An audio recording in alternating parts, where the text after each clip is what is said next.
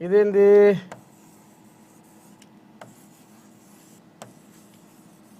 రేవంతు బల్యం, కవిత గొల్యం, రేవంతు బల్యం. ఇప్పుడు ఈ ఇద్దరి మధ్యన కారు ఏమవుతుంది? నలిగం బిలిగం. కెమెరా మంచిగా పెట్టి పిల్లగా. ఇవాళ మనము మహాపత్రికలో వచ్చిన ఈ భాగవతానికి మనం ఇవాళ పాఠాలు ఖచ్చితంగా చెప్పుకోవలసిందే. మరి ఏంది తాత? కవిత గొల్యం ఏంది, రేవంతు బల్యం ఏంది, కారు నలిగం బిలిగం ఏంది? ఇగో ఇప్పుడు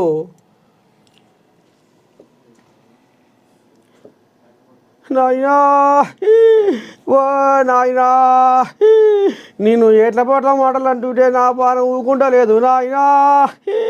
ఓ నాయనా, నాయనో నిన్ను నిన్ను నిన్ను మత్సవున్న నాయకుడిగా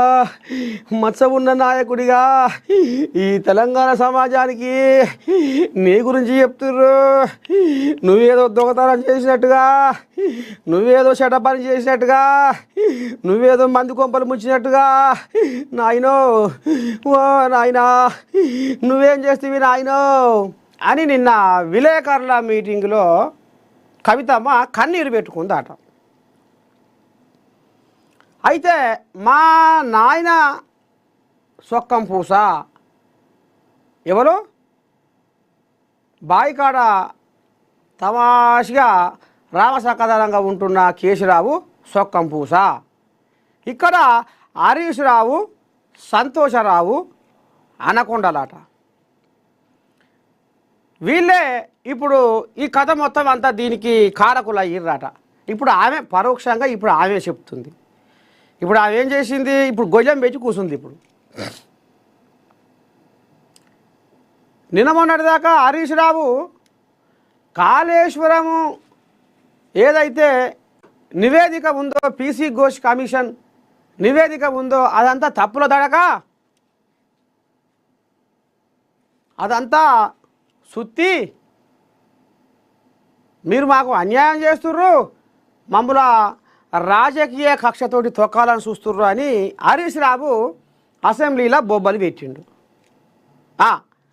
ఇక ఇప్పుడు కవిత ఏమంటుందయ్యా అంటే, ఈ కాళేశ్వరంలో కథ గమ్మించింది,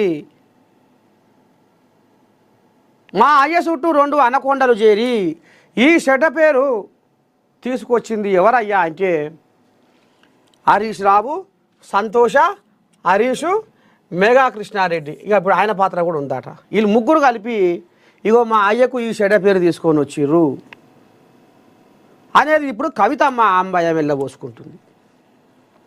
అయ్య మంచోడేనాట. అసలు కాళేశ్వరము ఏదైతే ప్రాజెక్టు తొలిదొంబరము సురువు చేసేటప్పుడు హరీష్ రావు లేడాట. వాళ్ళు అయ్యే చేసిండు. శంకుబండ నాటి కొబ్బరికాయ కొట్టి రిబ్బన కట్ చేసింది వాళ్ళ అయ్యే.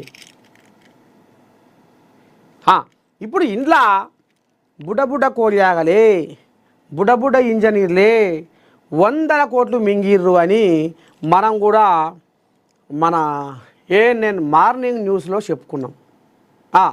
బుడ్డ ఇంజనీర్లే 100 కోట్లు మింగిర్రు. మరి దీన్నంతా కథ నడిపించే రథసారథి ఎన్ని మింగాలే అనేది తెలంగాణ సమాజానికి కూడా మనసులా పడ్డది. ఇక ఇప్పుడు కవితమ్మ ఎట్టుబడి నేను మా అయ్య దగ్గర మార్కులు సంపాదించుకోవాలి, నేను మా అయ్య దగ్గర మార్కులు సంపాదించుకోవాలి, మా అయ్య మంచోడే, మా అయ్య మంచోడే, వెనుకడికి దయ్యాలు మా అయ్య చుట్టూ తిరుగుతున్నాయి అని అనే కదా. ఇప్పుడు ఆ దయ్యాలు ఎవరయ్యా అంటే ఇప్పుడు హరీష్ రావు, సంతోషు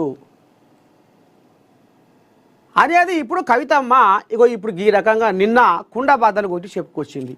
ఇప్పుడు తెలంగాణ సమాజానికి ఏమర్థమవుతుంది? కాళేశ్వరంలో కథ నడిచింది అంటే ఇప్పుడు కవితమ్మ నోట్లకి వెళ్ళే వెళ్తుంది ఈ పలుకులు, కవితమ్మ నోట్లకి వెళ్ళే ఈ శిల్క పలుకులు వెళ్తున్నాయి అంటే నిజంగానే అయ్యింది, జరిగింది.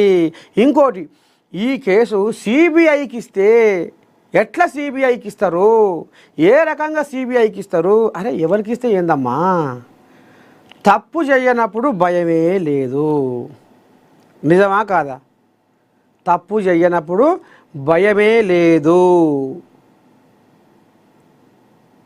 ఏడికైనా పురస్తే, ఎందాకైనా పురస్తే, నేను దొంగతనం చేస్తే భయపడతా, నేను లంగతనం చేస్తే భయపడతా, నేను తప్పు చేస్తే భయపడతా అని ఉంటాడు తప్పు చేయనోడు. కానీ అయ్య కేసుని, కాళేశ్వరం కేసుని సిబిఐకి ఒప్పచెప్తాం అంటే గసగస గసగస గసగస గసగస గసగస శాప పిల్ల లెక్క వణికిపోతుంది. ఎవరు? కవితమ్మ. మరి కవితమ్మ అయ్యకాడ 100 మార్కులు కొట్టడానికి